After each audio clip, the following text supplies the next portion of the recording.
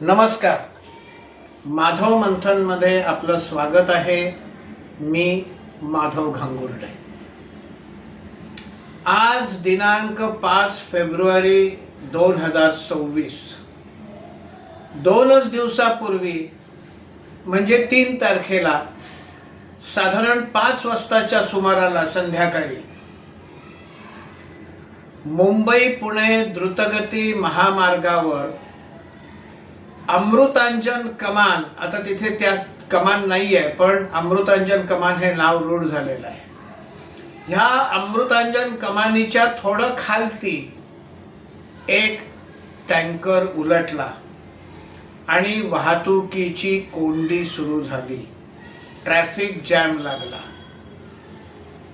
हा traffic jam तब्बल 32 तास चालला. तो ट्रक उचलता आला नाही प्रशासनाला आणि मग 32 तास लोक त्या ट्रॅफिक जॅम मध्ये खोळंबले. मुंबईच्या दिशेला 25 किलोमीटर, पुण्याच्या दिशेला 25 किलोमीटर असा ही वाहतूक कोंडी, ट्रॅफिक जॅम हा त्या ठिकाणी लागला. त्या ठिकाणून 25 किलोमीटर धरलं तर साधारणपणे चौक पर्यंतचा पनवेलच्या दिशेला हा ट्रॅफिक जॅम पोचतो. पुण्याच्या दिशेला कामशेतच्याही पुढे हा ट्रॅफिक जॅम जातो. म्हणजे दोन्हीकडे 25-25 किलोमीटर धरले तर 50 किलोमीटरचा ट्रॅफिक जॅम हा दोन्ही बाजूला मिळून लागला. मग हा ट्रॅफिक जॅम मोकळा व्हावा म्हणून प्रशासनाने काय प्रयत्न केले? प्रशासनाने घोषणा केली का की घरातनं बाहेर पडू नका, पुणे मुंबई द्रुत मार्गावर येऊ नका, ट्रॅफिक जॅम झालेला आहे, ट्रक उलटलेला, टँकर उलटलेला आहे? तसं काही केल्याचं आढळलं नाही. मग टीव्हीवर असेल, FM रेडिओवर असेल, असे अलर्ट देतात. अतिवृष्टी होणार असेल तर अलर्ट दिला जातो. वादळी वारे वाहणार असतील तर तेव्हाही अलर्ट दिला जातो. तसा काही अलर्ट का नाही दिला? लोकांना सूचित का नाही केलं आपल्या यंत्रणेतून, निघू नका घरातून, पुणे मुंबई द्रुतगती मार्गावर येऊ नका? तसं काहीही केलं नाही. आता हे जे बाहेर पडलेले लोक होते हे वेगवेगळ्या कारणासाठी निघाले होते. त्याच्यामध्ये ट्रक होते, बसेस होत्या, बसमधले उतारू होते, 4चाकी गाड्या घेऊन निघालेले लोक होते. हे सगळे वेगवेगळ्या कारणासाठी बाहेर पडले होते घरातून, पण आपल्या इप्सित ठिकाणी न पोचता ते त्या ठिकाणी अडकले. मग एकतर घरनं निघू नका अशा सूचना द्यायला पाहिजे होत्या. इथे ट्रॅफिक जॅम झालेला आहे, मुंबई पुणे द्रुतगती मार्गावर जाऊ नका, हे नाही सांगितलं.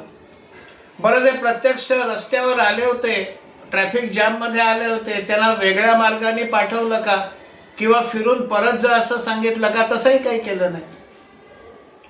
खरं म्हणजे मुंबईहून निघालेल्या लोकांना चौकपासून कर्जत मुरबाड मार्गे माळशेज घाटातून पुण्याकडे जायला पाठवता आलं असतं. एक 7-8 तास आधी लागले असते, पण 32 तास खोळंबा झाला नसता. किंवा कल्याण मार्गे मुरबाड करत माळशेज घाटातून वरती जायला का नाही सूचना दिल्या? ज्याला पुण्याकडून मुंबईकडे जायचं होते त्यांना सुद्धा जर कामशेत आणि कामशेतच्या पुढेपर्यंत जर लागलाच होता ट्रॅफिक जॅम, तर मग वारजे मार्गे तामिणी घाटातून माणगाव मार्गे मुंबईला यावं अशा सूचना का नाही दिल्या? ते काहीच केलं नाही आणि लोक 32 तास त्या ठिकाणी खोळंबले. खाण्यापिण्याची व्यवस्था नाही, पाण्याची व्यवस्था नाही. त्याच्यामध्ये लहान मुलं असू शकतात, वृद्ध लोक असू शकतात, त्यांचे काय हाल झाले असतील? ह्याची जबाबदारी प्रशासन घेणार की नाही घेणार? दुसरा भाग, असं असताना सुद्धा टोल वसूल केल्या गेल्याच्या बातम्या आलेल्या आहेत. नेटवर हे उपलब्ध आहे. माझ्या एका परिचितांनी ती बातमीची एक लिंक, त्याचा एक स्क्रीनशॉट मला पाठवलाय. हा स्क्रीनशॉट मी आता इथे लोड केलेला आहे. त्याच्यामध्ये लक्षात येतं हा नेटवरनं घेतलेला स्क्रीनशॉट आहे. त्याच्यामध्ये लोकांचा रोष जेव्हा अनावर झाला त्याच वेळेला टोल घेणं बंद झालं. आता टोल घेणारे हे व्यापारी मंडळी आहेत. ते टोल घेतात, त्यातल्या ठरल्याप्रमाणे ठराविक टक्केवारी स्वतःकडे ठेवतात, ठराविक टक्केवारी सरकारला देतात. पण मग एवढ्या या हाल अपेष्टांमध्ये निदान आपण टोल घेऊ नये हे सुद्धा यांच्या मनात आलं नाही ना. त्यासाठी लोकांचा रोष ओढवल्यावर शासनाकडनं सूचना आल्यानंतर टोल घेणं बंद व्हावं. हे योग्य आहे का? याला माणुसकी म्हणतात का? याचा करावा तेवढा निषेध कमीच आहे. पण मग एवढा वेळ का लागला? 32 तास का लागले? या द्रुतगती मार्गावर विशेषतः घाटामध्ये वाहनं पलटी होत नाहीत का? मग ट्रक असो टँकर असो पलटी होत नाहीत का? मग त्या ठिकाणी क्रेनची व्यवस्था आहे. क्रेन आणून पलटी झालेली वाहनं बाजूला केली जातात आणि पुन्हा रस्त्यावर आणली जातात जर चालण्याच्या स्थितीत असतील तर, आणि 2-4 तासामध्ये रस्ता मोकळा देखील होतो. पण इथे 32 तास लागले. कुठे गेले होते क्रेन्स?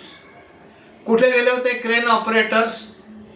तर झालं असं की ज्या वेळेला पोलीस आणि प्रशासनाचे लोक तिथे पोहोचले तेव्हा कळलं की त्या टँकरमधून गॅसचा लिकेज होत होता. हा अत्यंत ज्वालाग्रही असा प्रोपेन गॅस होता. छोटीशी टिणगी देखील, म्हणजे ज्याला स्टॅटिक करंट म्हणतात, म्हणजे बसलेल्या स्थितीतून पटकन जर उभं राहिलं तर काही वेळा एक छोटासा झटका बसतो, त्याला स्टॅटिक करंट म्हणतात. हा स्टॅटिक करंट देखील भडका उडण्यासाठी या प्रोपेन नावाच्या ज्वालाग्रही रसायनाला पुरेसा असतो. तिथे ती गळती होत होती. ही गळती कशी थांबवायची त्यासाठी तज्ञ पाहिजेत. मग NDRF आणि BPCLच्या तज्ञांना बोलावण्यात आलं. मग ते तिथे पोहोचेपर्यंत काही काळ गेला. त्यांनी आल्यानंतर पाहिलं, त्यांच्या लक्षात आलं पाहिजे की हे वाल्व बंद केले पाहिजेत, गळती बंद केली पाहिजे. त्यातल्या 2 ठिकाणची गळती त्यांनी बंद केली तरी सुद्धा एका ठिकाणून गॅस गळतच होता. तो ज्वालाग्राही गॅस होता. त्याचा जवळ छोटासा स्टॅटिक करंट जाणं देखील एक भडका उडायला पुरेसं होतं. हा भडका उडाला असता तर किती मोठी जीवितहानी झाली असती याचाही विचार केला पाहिजे. आणि मग त्यामुळे असं ठरलं की तो जो गॅस आहे तो लिक्विडमध्ये असतो, हा दुसऱ्या एका टँकरमध्ये घ्यायचा, नाही तर हा किती काळ असा गळती होत राहील सांगता येणार नाही. मग आता ज्या दुसऱ्या टँकरमध्ये हा गॅस टाकायचा त्याला तशी मानक असलेली, तसे पॅरामीटर्स असलेले, तसे स्पेसिफिकेशन्स असलेला ट्रकच पाहिजे. मग तसे ट्रक मागवले गेले 2. आता ट्रॅफिक मधून ते ट्रक त्या ठिकाणी पोहोचेपर्यंत सुद्धा मार्ग काढत काढत काढत काढत बराच वेळ गेला आणि त्यामुळे तो वेळ वाढत गेला हे मात्र लोकांना माहिती नव्हतं. नुसतं ट्रॅफिक जॅम झाला. प्रशासन काय करताय? आता ह्यातलं प्रशासनाचा एक भाग, टोलचा दुसरा भाग. ह्या टोलच्या निर्दयी लोकांची करावी तेवढी निंदा थोडी आहे. त्यांच्यावर केसेसच भरल्या पाहिजेत. हे ट्रक कसे बसे ट्रॅफिक मधनं मार्ग काढत काढत त्या ठिकाणी टँकर येऊन पोचले. ते त्या स्पेसिफिकेशनचे, मानकांचे असावे लागतात, कारण त्याच्यामध्ये हा प्रोपिलिन लिक्विड गॅस भरायचा असतो. मग या पडलेल्या टँकर मधला प्रोपिलिनचा लिक्विड गॅस हा दुसऱ्या टँकर मध्ये भरायला सुरुवात केली. असे 2 टँकर लागणार होते. ते भरेपर्यंत वेळ गेला. हा पडलेला टँकर रिकामा झाल्यानंतर तो क्रेनने उचलला गेला आणि मग ट्रॅफिक हा साधारणपणे मागच्या मध्यरात्री साधारण 12-12:30च्या नंतर थोडाफार ट्रॅफिक सुरू झाला. हे मात्र कोणाला माहिती नाही आहे. ही माहिती बरीच उशिरा आली. गलथानपणाची बातमी लगेच पसरली. पसरायलाही पाहिजे, गलथानपणाला क्षमा नाही आहे. गलथानपणा झाला तर तो गलथानपणा झाला. त्या गलथानपणाची शिक्षा संबंधित मंडळींना झालीच पाहिजे.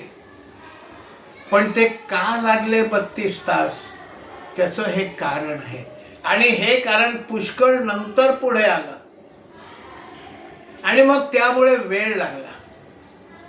पोलिसांची टीका तर नेहमीच केली जाते. माझ्या एका मित्राने म्हटलं की वर्षभर भरपूर कमावतात आणि मग तिरुपतीला जाऊन थोडंसं दान करतात पुण्य कमावण्यासाठी. याला त्याच्याने पुण्य मिळतं का असा मुद्दा उपस्थित केला. हा त्यातलाच प्रकार आहे. पण जे चांगलं केलं त्याला चांगलं म्हणा, जे वाईट केलं, चुकीचं केलं, जो गलथानपणा केला त्याची टीका करा. आणि म्हणूनच मी व्हिडिओची सुरुवात ह्या टीकेपासनं आणि याची कठोर निंदा करण्यापासूनच केलेली आहे. पण मुळामध्ये हा ट्रॅफिक जॅम का झाला, हे एक्सपर्ट्स आले, त्यांनी तिथे मेहनत करून तो सगळा प्रोपेलिन लिक्विड गॅस जो असतो तो क्लिअर केला. त्यात वेळ गेला. मग ही जी मेहनत आहे त्याची सुद्धा कुठेतरी बूज घेतली पाहिजे. पोलिसांनी सुद्धा लोकांना पाणी वगैरे वाटतानाचे व्हिडिओज आलेले आहेत. आणखीन एक कोणाच्याही नजरेला न पडलेला विषय म्हणजे लोणावळ्यामध्ये भोजनाची व्यवस्था ही दुर्गा परमेश्वरी मंदिराचा ट्रस्ट आणि संघाच्या स्वयंसेवकांनी मिळून केलं. दुर्गा परमेश्वरी ट्रस्टनं खिचडी बनवण्यासाठी लागणारा डाळ, भात, तांदूळ वगैरे सगळा दिला. त्यांच्याकडे ते शिजवण्याची व्यवस्था आहे, तो सगळा शिजवले तिथे खिचडी आणि लोकांना आणून दिली. हे मात्र लोकांच्या नजरेत आलेलं नाही, त्याची चर्चा कुठेही नाही. आधी लोक घ्यायला तयार नव्हते, कारण परक्या लोकांकडनं काही घ्यायला सुद्धा लोकांना आता भीती वाटते आणि तशा घटना घडतात. त्यामुळे लोक आधी घेत नव्हते. मग जेव्हा सांगितलं की आम्ही संघाचे स्वयंसेवक आहोत, आम्ही ही व्यवस्था केली आहे, संघाचे स्वयंसेवक आहोत म्हटल्यानंतर लोकांनी ते घेतलेलं आहे. ही माहिती मी लोणावळ्यातल्या संघाच्या कार्यकर्त्यांकडनं मिळवलेली माहिती आहे. मी काही काळ त्या पुणे जिल्ह्यामध्ये संघाचा प्रचारक म्हणून काम केलेलं आहे. लोणावळ्यातले कार्यकर्ते मला माहिती आहेत आणि त्यांच्याकडनं ही माहिती मी मिळवली तेव्हा ही सगळी माहिती मिळाली. मग त्याला मी विचारलं, तुमचं नाव मी व्हिडिओमध्ये घेऊ का? म्हणा आमची नावं नका घेऊ, संघाचं नाव घ्या, पुरे झालं. ही मानसिकता. पण ह्याचं कोण कौतुक करणार? टीका करताना पुढे मी पण टीका केली, सुरुवातच टीका करून केलेली आहे, पण दुसऱ्या बाजूला कौतुक करावं असं देखील घडलेलं आहे. तो प्रोपेन गॅस तिकडनं काढणं, दुसऱ्या टँकरमध्ये टाकणं, हे चांगली तत्परतेचं काम आहे. हे हळुवारपणे करावं लागतं. करणारा लोक आपला जीव धोक्यात घालून हे करत असतात. भडका उडाला असता तर ते काम करणारे समोर जे लोक होते त्यांचा जीव पहिला गेला असता. पण तो उडता कामा नये म्हणून सगळी दक्षता घेत त्यांनी हे काम केलेलं आहे. त्यामुळे हा सगळा प्रकार, एका बाजूला तत्परता, एका बाजूला लोकांची काळजी आणि एका बाजूला प्रशासनाचा गलथानपणा, हे दोन्ही या ठिकाणी समोर आलेलं आहे. त्यामुळे जसं कौतुक केलं पाहिजे तसं गलथानपणाची टीका केली पाहिजे, त्याची शिक्षा संबंधित लोकांना झाली पाहिजे. ज्यांनी काम केलं, ज्यांनी आपला जीव धोक्यात घालून ते प्रोपेलिन क्लिअर केलं, त्यांचं कौतुक देखील झालं पाहिजे. असं ज्याला बॅलन्स्ड असलं पाहिजे. कौतुक तर कौतुक, टीका तर फक्त टीका, हे दोन्ही बरोबर नाही. आणि म्हणून मी हा जो व्हिडिओ केला त्याच्यात कौतुकही केलं आणि टीकाही केलेली आहे. हा विषय लोकांच्या समोर यावा म्हणून हा व्हिडिओचा प्रपंच केला. आपल्याला यातली मतं पटत असतील तर लाईक करा, आपल्याला याविषयी जर काही आपला अभिप्राय लिहायचा असेल